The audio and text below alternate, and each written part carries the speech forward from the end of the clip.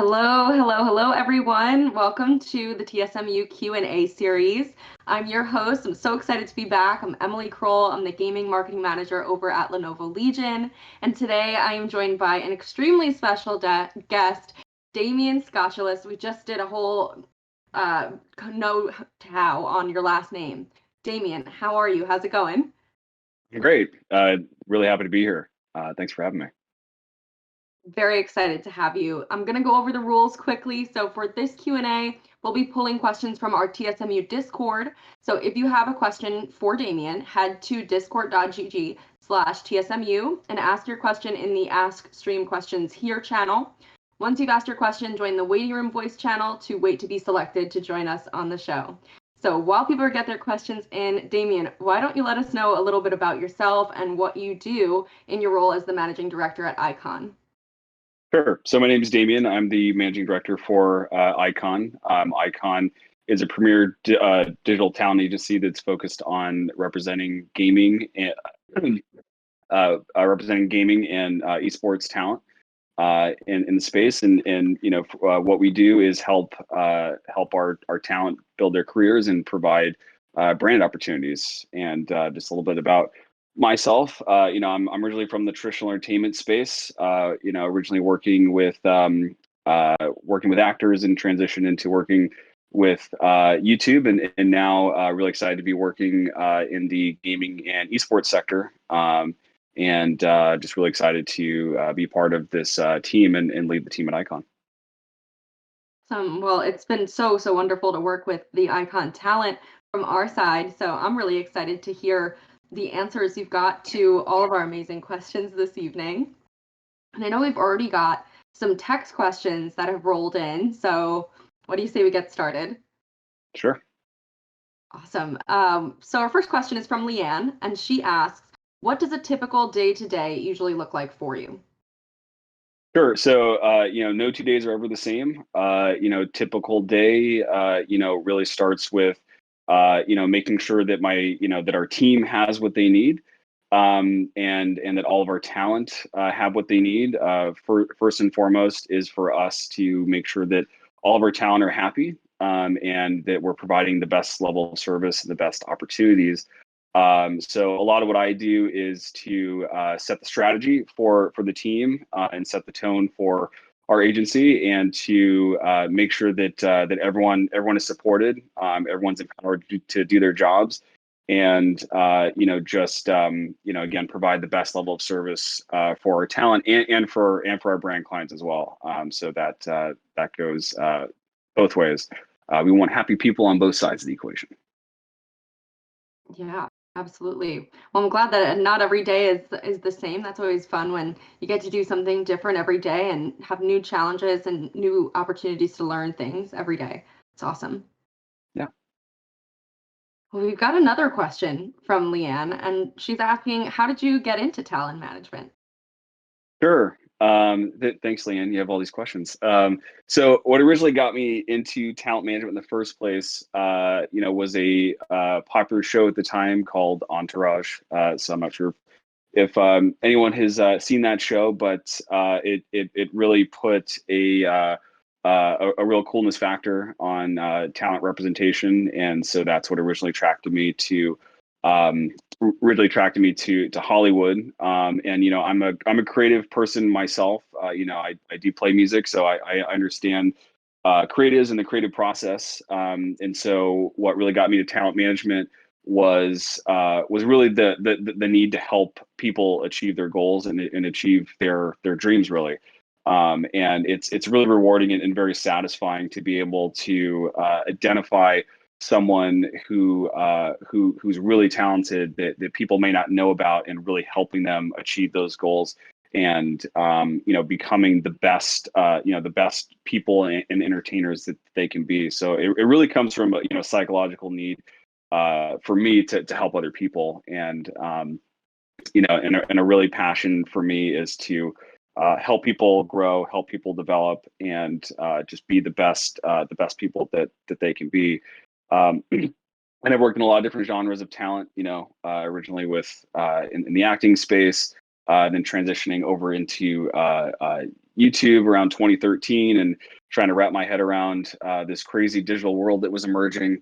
And so taking these, these hard skills that, that have been around for, probably 100 years of how to manage talent in sort of this one arena and translating that into digital and in the emerging space.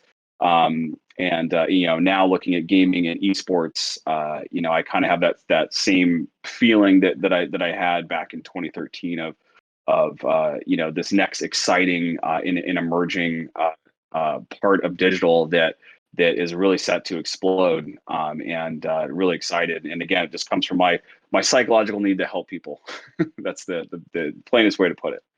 I love that. And it really has changed so much throughout your career, the digital landscape, even just in the last few years. So, having the ability to constantly change and adapt your own talents, and your own, way of marketing yourself to different companies that you've worked at over the years is really, really wonderful. So I'm excited to hear more about your journey. I know we've got some additional text questions, so I don't want to ask you too much. I'll make sure I'm giving that to the people who've asked, but I'm personally really excited to hear about the rest of your career history.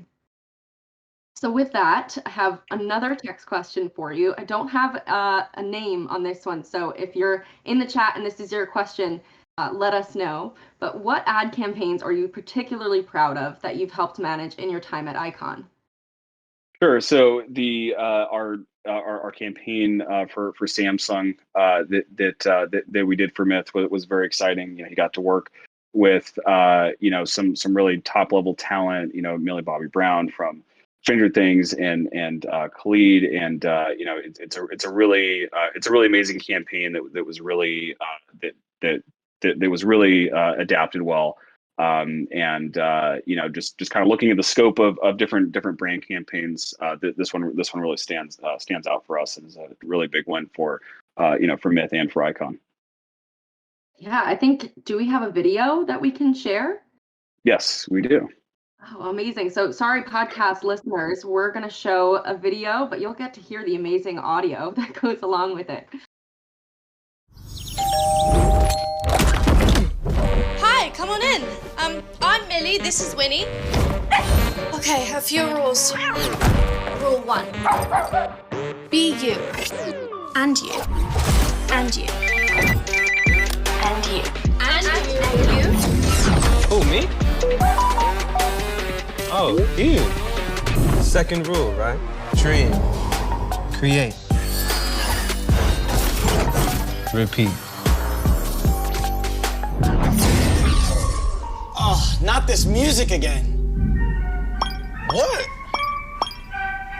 So, rule number 3, own it.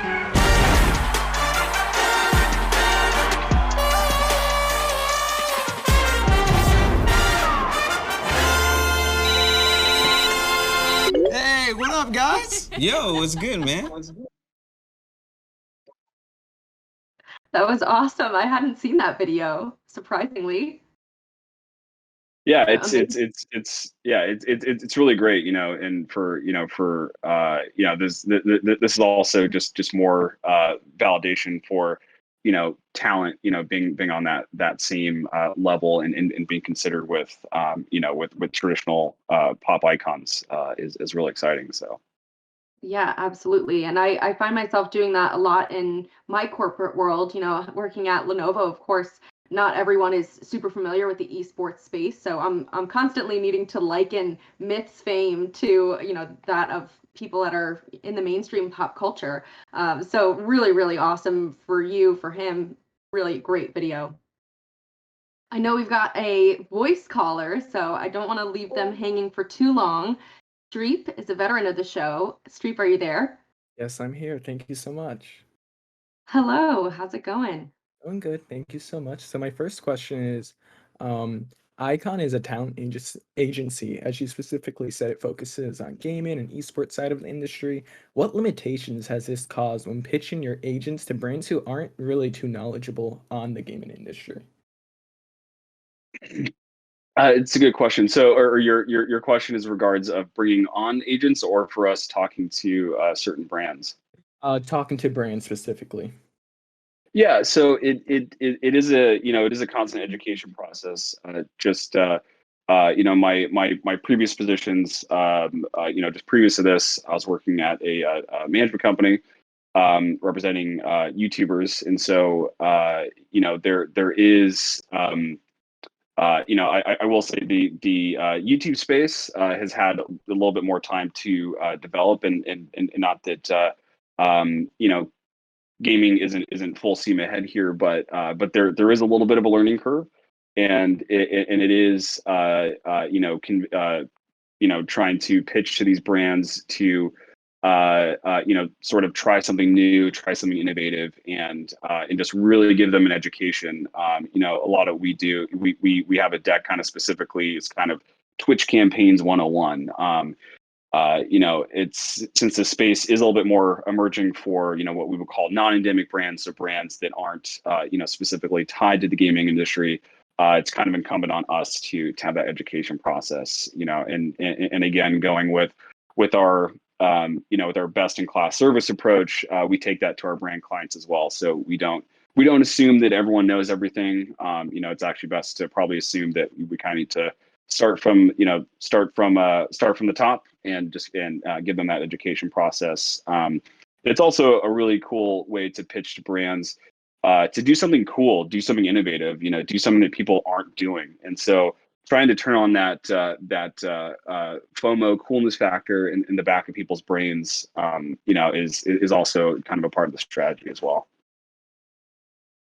Thank you so much for that. And do you tend to see that brands really, when you say that, try something new, try something innovative, do you see that they really care about that, or they just really care about like CPMs and numbers and stuff like that? Well, look, at the end of the day, every brand, they need to account for those marketing dollars, and they need to account for ROI. So if it's brand new to them, they are taking a risk. But everyone wants to do something cool. People don't want to miss out, and so we like to be essentially kind of a pilot program, if you will, for some of those brands that want to take a risk. We also provide really great metrics. Most of the things are pre-planned up front. This is like the boring side of the business, but we have like, here's our metrics, here's our numbers, here's all these things. So there's at least an idea of what's happening, and they're not just taking a total shot in the dark. So it's very metrics driven, it's very numbers driven. Our goals for them to be really excited that they did something cool, and to come back and remember that they had such a great experience with us. We're not just trying to be fly by night, so to speak. We really want to establish long-term relationships with each of these brands, and have them coming back. For a cheesy term, it's customer delight. We want them to be really excited about what they did and remember that experience, and come back for more. 100%. That makes so much sense. And I guess more on the agent side, since you do kind of do stuff for gaming and esports agents, have you seen limitations on their sides to not wanting to try stuff that are non-endemic to gaming? It really depends on the talent's needs and wants. We really we do our best to only pitch things that we know they'd be interested in. We don't always 100%, we don't always bat 100%. I mean, no one really does, but we want to do what our talent want to do. A part of our job is to help guide them to make good decisions for their career. A part of that is saying, hey, try this brand, this might be really cool. There's XYZ that could really help make this pop, or could be good for this, or if the particular talent's like, nah, I don't want to do this, I do not like this brand, I don't use this brand, then it's like, okay, no problem. And we just go back to the client and politely decline, and kind of move on, and that's also kind of a learning for us, to know that this particular item or brand isn't for this particular person. Yeah, makes so much sense. Thank you so much. I guess a follow-up question is, something the esports industry lacks is a clear path to success. And there doesn't seem to be a formula on how to obtain the position you kind of desire.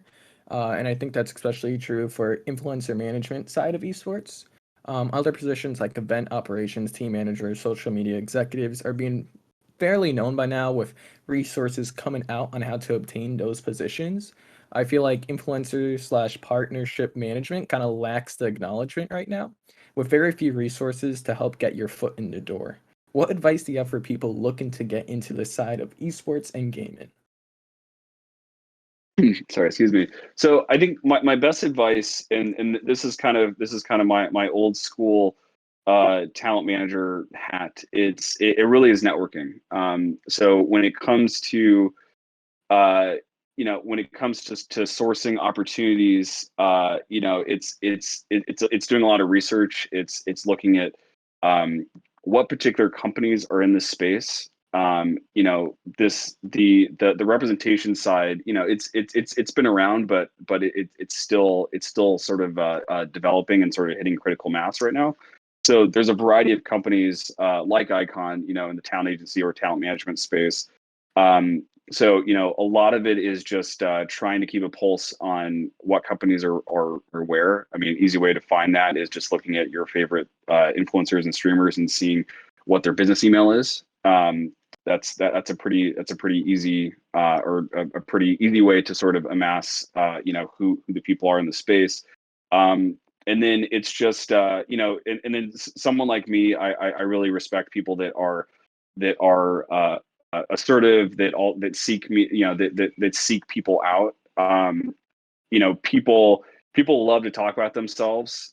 So it's just asking kind of a simple question of how'd you get into this particular industry once you kind of make that connection. But we have periodic internship programs set up, so that's one way to get your foot in the door. But it's really just being tenacious and really just kind of knocking on that door until you get an answer. You have to do it tactfully. You could annoy people if you go too hard. So there's a kind of a tactful way to do it. But my best advice if you want to get into talent management, talent representation, is to really just seek out these companies, work on establishing internship or for an entry level position. I will say we are kind of the ship's kind of it's sailing, but we're also still kind of building it as we go. So there isn't necessarily to your point of having a clear line on here's the path. In the traditional space, the path is if you want to be a talent agent, you apply to the mailroom at one of the major agencies, and you work hard to get in there. It's very, very difficult. You have Harvard MBAs vying for these positions. You get accepted in the program, and then you sort of go through the process. But what's really great with digital is that whole system is kind of blown up. So we don't have a mailroom. I don't even think we receive hard letters. I could be wrong, but the barriers are less, but it's really about being resourceful and finding the right people. And I'd also recommend LinkedIn. LinkedIn is an amazing resource to find out who's who. Encourage people to reach out to people. People reach out to me all the time. I reach out to people as well where it makes sense. But it's really just kind of laser focusing on what you want to do or what you think you want to do. It's we all want to have an idea of what we want to be when we grow up, but even when you're grown up, you still don't quite have that idea fully fleshed out. Because life and things change very drastically. But kind of set your focus on kind of where you want to go, and reach out to those people, and just kind of work on your communication skills, and just be really well polished in your written communications, and then in turn in your verbal communications when you get these people on a phone call, permitted that people still take phone calls. I do. Mm-hmm. Thank you so much for the advice. Yeah, I can definitely relate to a bunch of it, and I'll definitely keep a bunch of it moving forward. One last question, because I know I've asked a lot, to be honest. You brought up Icon doing internships and stuff like that. I don't know if you've been in charge of interns before, but from ones that Icon has received, what is like successful quality traits that they've had that either they succeed in their internships, maybe landed a job after? What are those traits you see in people coming into the field that are important? Yeah, so the traits we really look for, and I'm also someone that doesn't have direct hard gaming experience coming into this role. So really what we look for in employees, and interns are, are you smart? Are you adaptable? Can you roll with the punches? We have, since we are a startup, there are a lot of things that move very quickly. Strategy can change relatively quickly. And so it's just being adaptable. Also in our COVID world, being self-sufficient, and being able to set your day accordingly.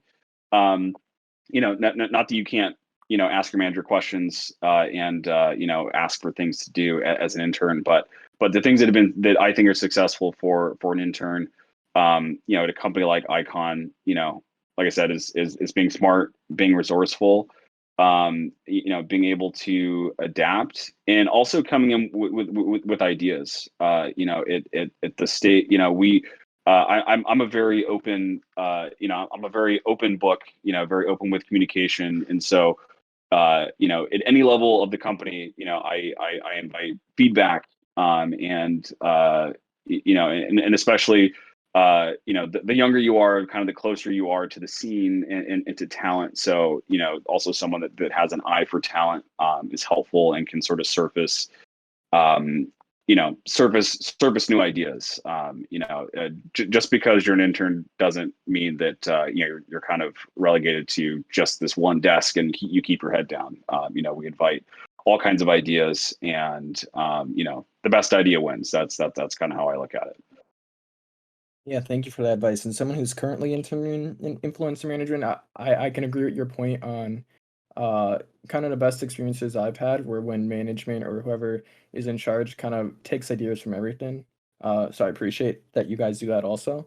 But I know I asked a lot of questions. Thank you so much for everything. Thank you for all the advice, and just thank you for your time. Of course. Thanks, Streep. No problem. Have a great day. You too. Too. When you said mailroom, Damian, all I could picture was Elf when he's in the mailroom dancing. I just envisioned like a bunch of talent agency interns like doing that specific dance in the mailroom. It gets crazy down there. I'm sure it does. Oh man, awesome. Well, thanks again, Streep, for all the questions. And of course, we've got some more text questions rolling in. So, Damian, I'm going to keep going. Our next question is, what's your background in? And I might even expand on that personally in asking, what was your first role after college, and how did you get here, basically? Sure. So my first role after college was actually event operations at my school, because I unfortunately graduated around the economic collapse. So that was fun. But my first real job in entertainment was at a small or a boutique talent agency called Rebel Entertainment Partners, and I got that position from an internship that I had at a reality TV production company called Red Varden. I still consider the head of that company is one of my mentors who really gave me a shot. Because getting your foot in the door at any of these companies is pretty impossible unless you have that connection. So he ran what was called an assistant training program. So basically trains you for the harshest desk you can be on at in the motion picture department at CAA.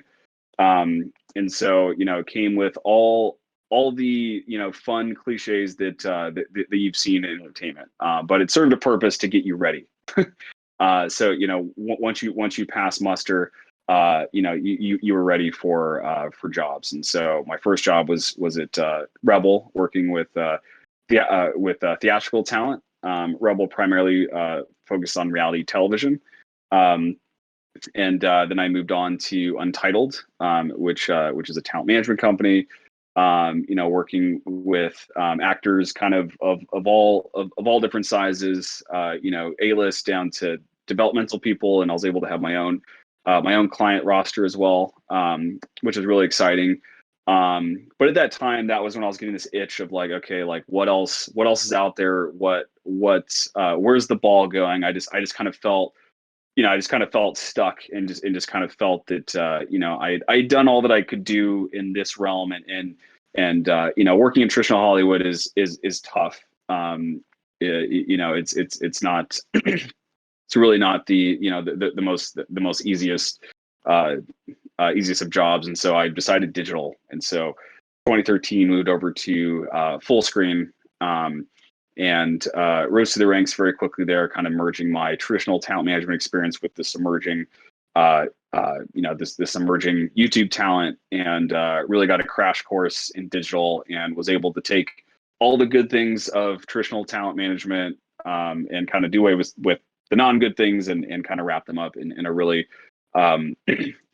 really cool and interesting sector. And so, I went from there, then I went to Awesomeness, and then I went to TSMU and was running their talent team. And, again, I got, I was really doing some soul searching and looking at the parts that I really enjoyed of working with talent. And these channels these companies are multi-channel networks. And so basically those are companies that amass large scale YouTube channels. So there wasn't necessarily a direct talent relationship per se, like you would if you were a manager or an agent. And so I just I was doing some soul searching, and really kind of decided that I needed to get back on the talent side of things. And so I went over to a company called Bottle Rocket Management, which was started by a really, really good friend of mine. And we mainly worked with tech and family influencers, and we just were brand deal machines, just cranking away. I was probably spinning between 30 and 40 brand deals at any given time, and it was just nuts. A lot of fun. And and then this opportunity for Icon came up, and again, having that that similar feeling that I had in 2013 of where's the ball going, where's kind of the next sector that's really growing and developing. And so I got introduced to the gaming and esports world while at Bottle Rocket, and it just blew my mind. I got introduced to another esports team, and they were telling us about who was investing. They were talking about all the different amenities for the players, the physical fitness regimes, and I'm like, these guys play video games, right? Like it just blew my mind. And I've just been excited about it, ever since. And so this opportunity came up, and I just was like, okay, let's do it. And so that's how I came to Icon. Awesome. Wow, what a career. And it's, we were talking earlier how you've been able to almost transition your skills to fit each different platform, but it's almost like your career has progressed in tandem with the progression of all of these different digital platforms. So great job. Kudos to you. Yeah. Try to be ahead of the curve. Yeah, absolutely. It seems like you're doing a great job at it. Thank you. Anytime. We've got, plenty more text questions. So next question is about that Samsung ad that we had the pleasure of watching earlier. What is the process that goes into something like that being made? A lot. There's a lot of paperwork. That's for sure.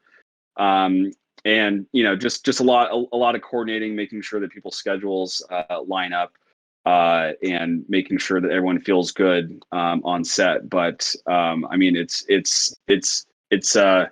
not as exciting as it sounds, but that's our job is super, super boring, in comparison to the final product that you see. We're kind of the deal makers behind the scenes.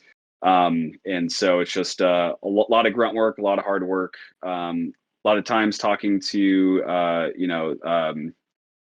legal people and all kinds of things like that. So but once the final product comes together and you finally see the all the stuff pay off, it's really satisfying. Yeah, you're doing everything behind the scenes that nobody thinks about, but yet it's all getting done and it's all on your account. So it's a big job, that's for sure. Yeah, and we have a really great team as well. So I want to give shout outs to the sales team, the account management team, and the talent team at Icon. That would not have been possible without them. Yeah, every contact with from Icon has been super, super wonderful. And as a partner of TSM, it's been really, really great working with Icon. So we appreciate as a partner the level of professionalism and the talent purely that you guys have helped bring to our marketing and so many other brands. Thank you. Anytime. Next text question. What was your experience like finding a job after graduating college? Do you have any tips for those soon to be graduating on how to secure their first job? Yeah, it's really hard and it's really challenging. Like I said, when I graduated, I was, that was during the Great Recession, I believe is what we're calling this moment in time.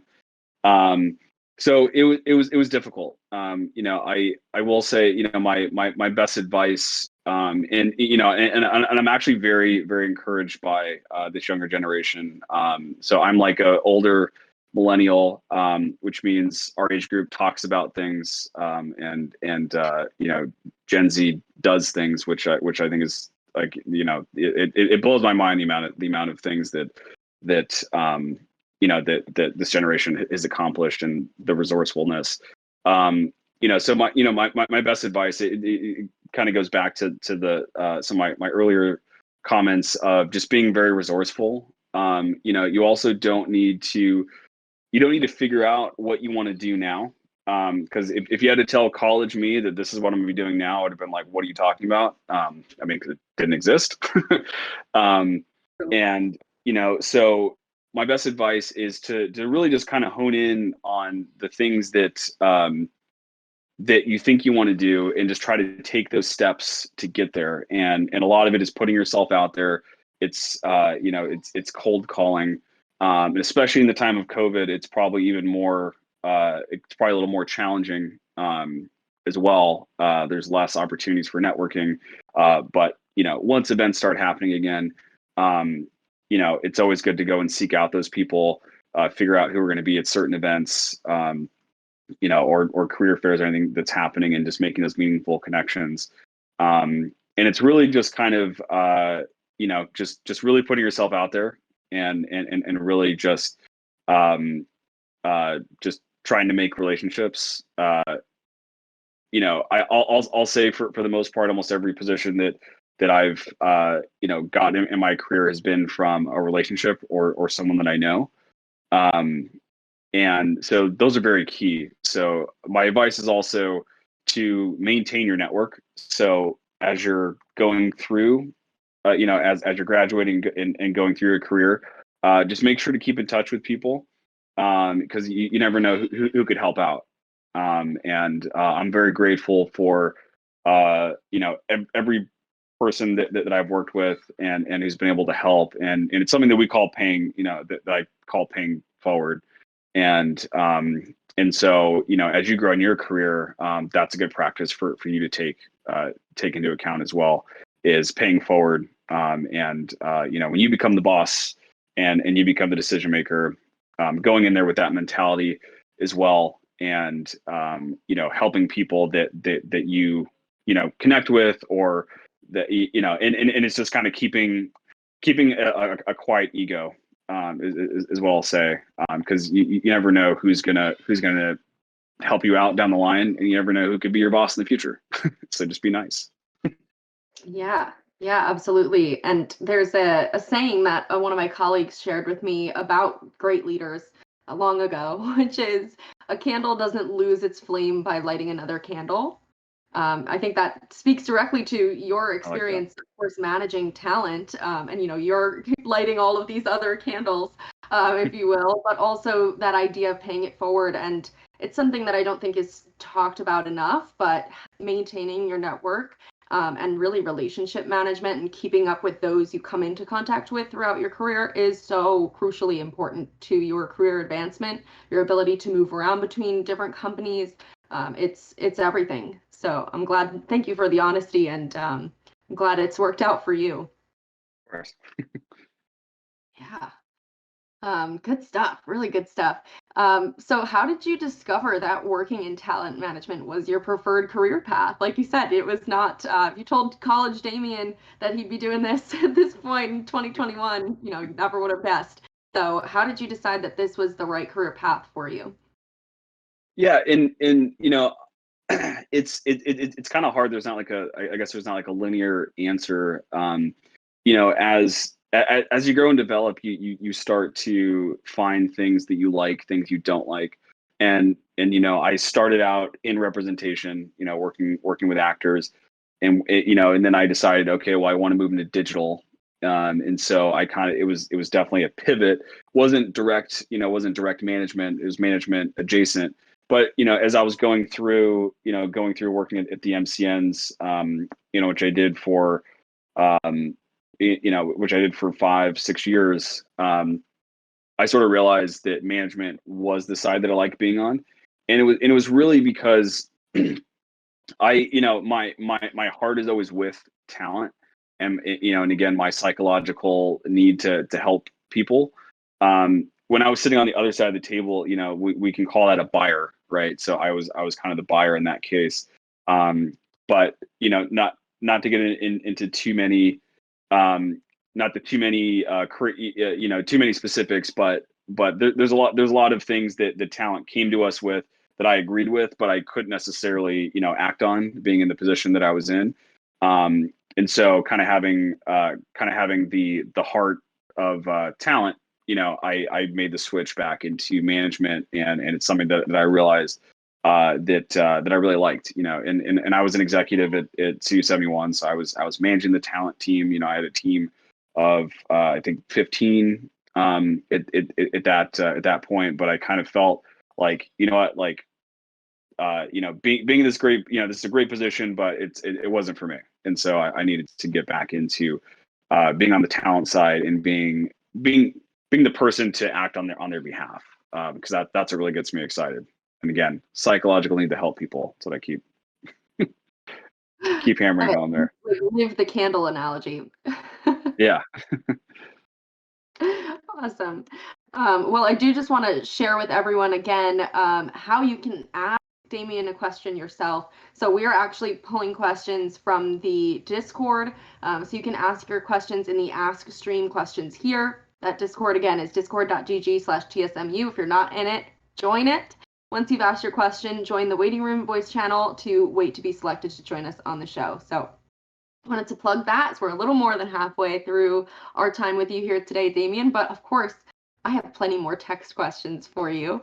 So next one, do you find that there are many differences working with esports athletes and primarily streamers now at Icon compared to other agencies in the past, where you've worked with more specifically either YouTubers or entertainers, actors, that kind of thing?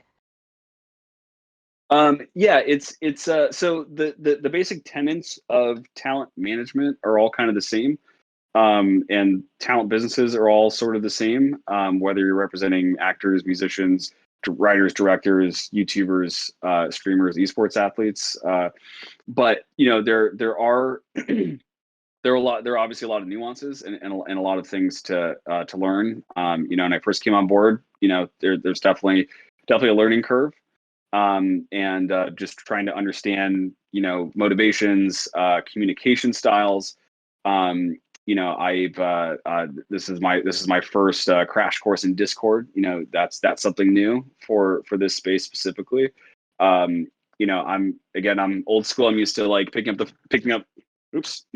phone and calling talent, but we're in Discord, so our communication style has had to change. But for the most part, talent, the way the business is sort of run and developed it's all very similar. But again, just those slight nuances of what they do specifically and how they like to communicate is the part that's a little bit different.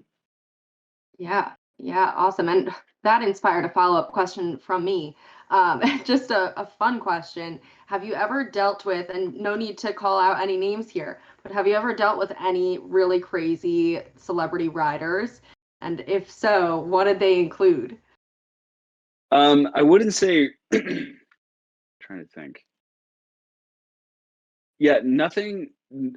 I suppose nothing too crazy, but we've this was in a different time, and so I mean I've dealt with just getting some crazy calls from set that we've had to address, or talent coming into the office that they're just a little bit it can be chaotic. I'm trying to give anything too specific, but yeah, nothing crazy. Like if you're in the music industry, that's where you're going to see a lot more of those of those crazy writers.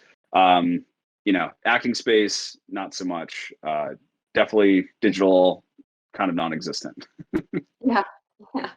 Okay, cool. Well, I'm glad you haven't had to deal with any craziness. No, only green M&Ms.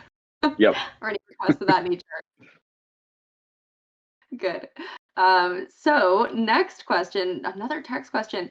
What is the process like when you're looking to add new talent to your agency's lineup? This is a good one. Do you scout for talent yourself, or do you get interest inbound? And what do you really look for?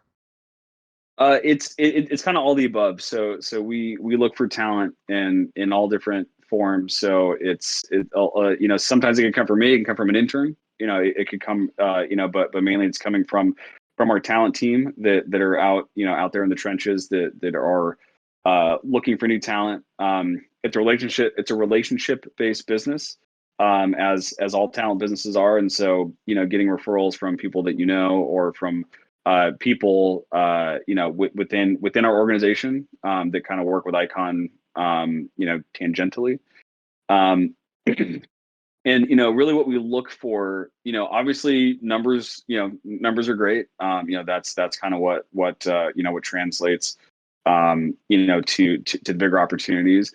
But for me, it's looking for some kind of spark. And this is the part that I still think there's like a little bit of magic in people, and it's really hard to describe what I'm talking about.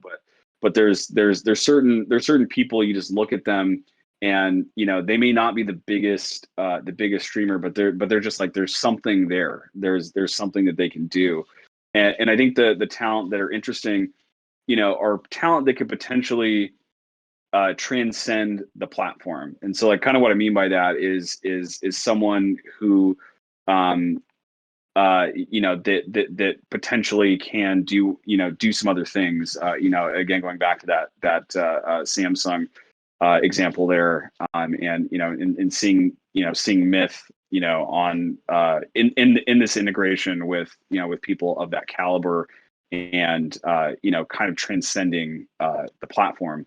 And so that could be someone that has hosting ambitions, someone that wants to do podcasting.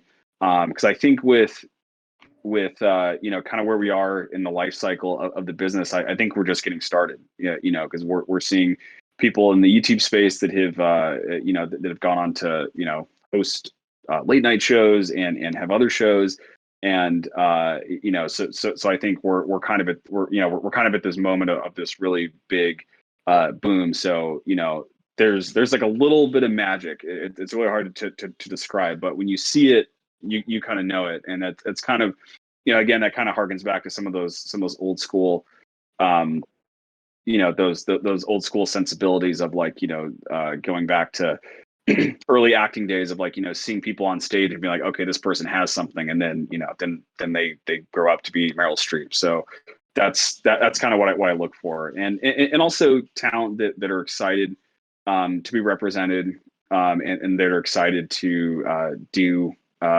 brand deals and do other opportunities, because it really is a two-way relationship, and if they want to work, that's kind of that plays into it as well. Yeah, for sure. And I know what you mean about the little bit of magic.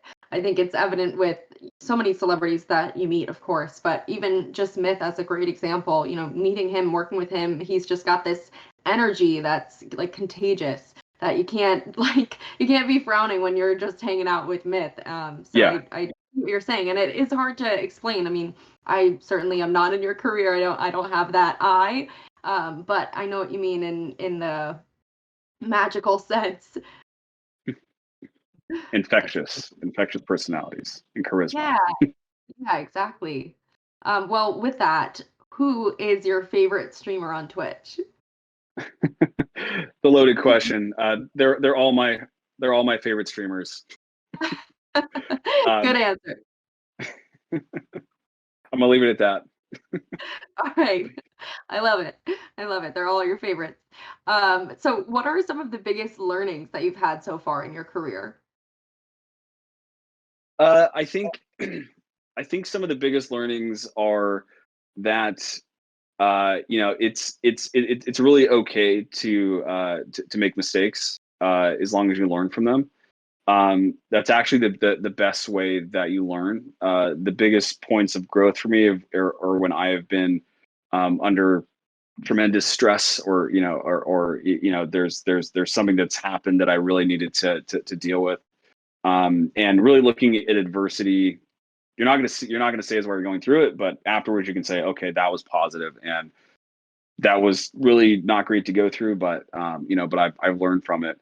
And one of the things that kind of early on in my career, one of my one of the people that I met, he gave me a piece of advice. He said that it doesn't matter what level you are, people don't totally have it together, and basically some people are better at hiding it than others, and the more senior you get, the better you are at doing that. And that kind of took a lot of, and this was when I was like very early in my career as a Hollywood assistant, because you think that, okay, my boss represents these big people, and they're really they're doing these like crazy deals, and like, man, they're making, they just really have it together. But when you really break it down,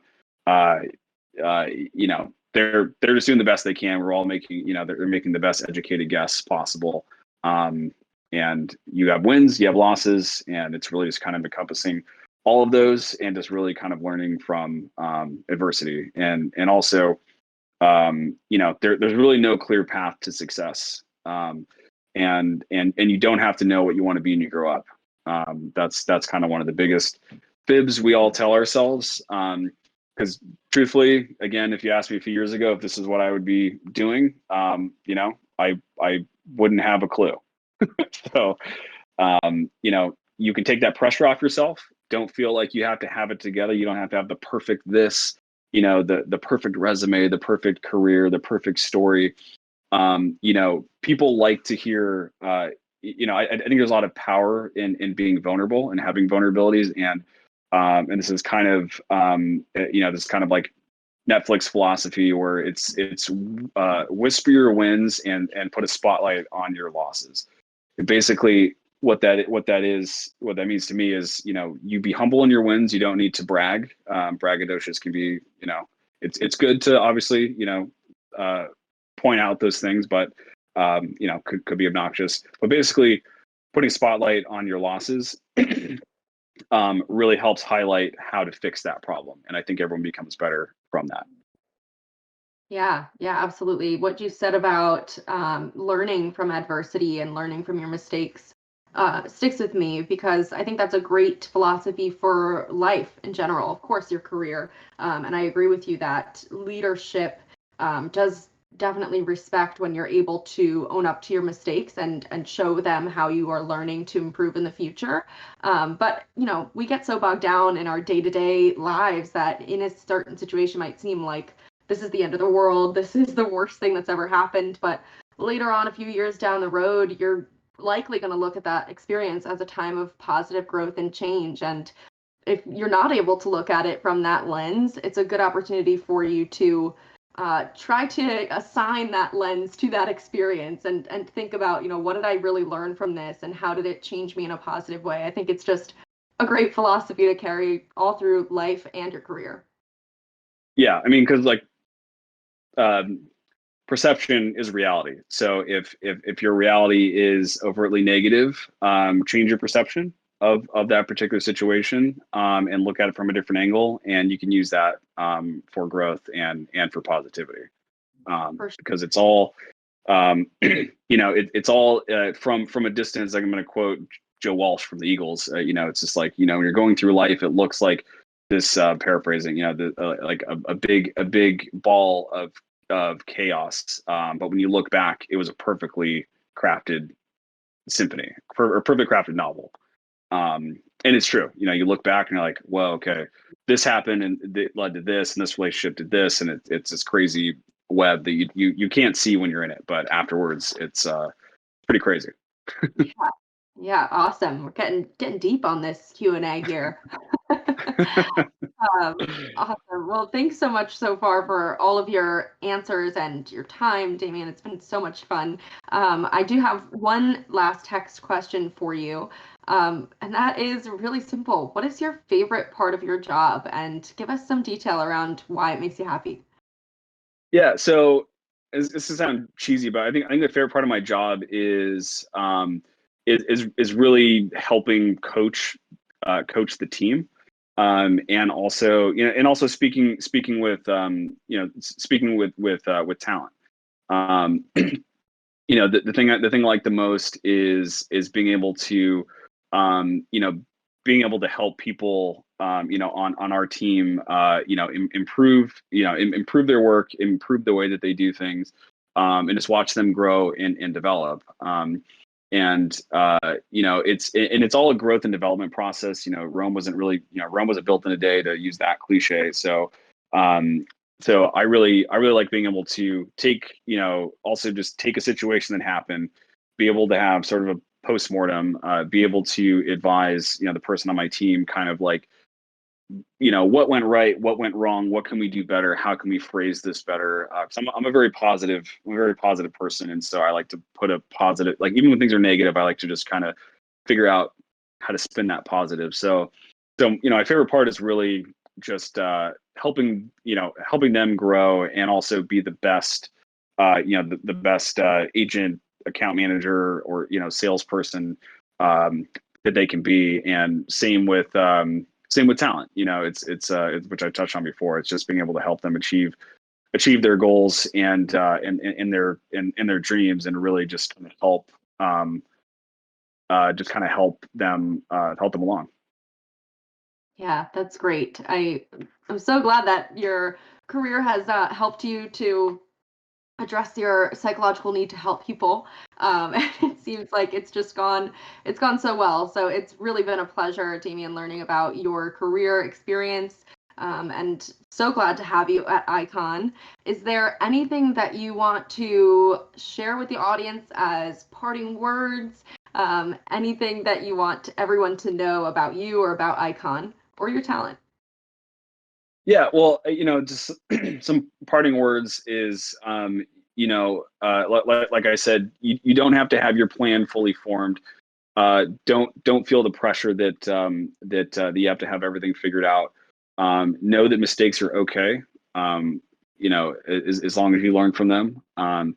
And really just be resourceful. And if there's a goal that you have, someone you want to talk to, just put yourself out there. And you never know who's going to answer you. And again, pay it forward. That's really my philosophy. I'm looking for people for Icon. There's certain qualities that I look for. In terms of just being smart, being resourceful,